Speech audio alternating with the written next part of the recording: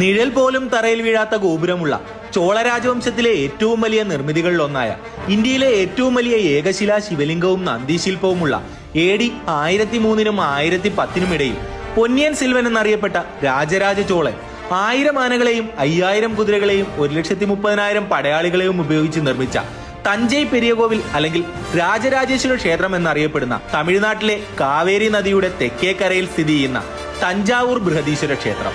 കാർപ്പന്റർമാരോ ഡിസൈനർമാരോ എഞ്ചിനീയർമാരോ ഒന്നും തന്നെ ഇല്ലാതിരുന്ന ഒരു കാലത്ത് നിന്നും സിമന്റ് ഉപയോഗിക്കാതെ കല്ല് മാത്രം വെച്ച് പണിത 217 അടി നീളമുള്ള ഏഷ്യയിലെ തന്നെ ഏറ്റവും വലിയ രണ്ടാമത്തെ ക്ഷേത്ര ഗോപുരത്തിന് മുകളിൽ 81 ടൺ ഭാരമുള്ള മകുടം എങ്ങനെ കയറ്റി എന്നുള്ളത് ഇന്നും ഒരു ചോദ്യചിഹ്നം തന്നെയാണ്. വ്യത്യസ്ത കാലഘട്ടത്തെ ചൂണ്ടിക്കാണിക്കുന്ന തമിഴ് ലിപികളും ചുവർ ചിത്രങ്ങളുമൊക്കെ ഇവിടെ കാണാനാകും. നാട്യശാസ്ത്രത്തിന്റെ 108 നൃത്തഗണങ്ങളിൽ 81 എണ്ണം കൊത്തിവെച്ചിട്ടുള്ള ഇവിടുത്തെ ഇടനാഴിയുടെ ഭിത്തിയിൽ നിന്നുമാണ് തമിഴ്നാടിന്റെ ക്ലാസിക്കൽ നൃത്തമായ ഭരതനാട്യത്തിന്റെ അടിസ്ഥാനം. 2010-ൽ 1000 വർഷം തികഞ്ഞ ക്ഷേത്രം യുനെസ്കോയുടെ വേൾഡ് ഹെറിറ്റേജ് സൈറ്റിലും ഇടം പിടിച്ചിട്ടുണ്ട്. ചോള കാലഘട്ടത്തിലെ ഏറ്റവും വലിയ വിസ്മയം നിങ്ങൾ ഇതുവരെയും കണ്ടിട്ടില്ലെങ്കിൽ തീർത്തും ഒരു നഷ്ടം തന്നെയാണ്.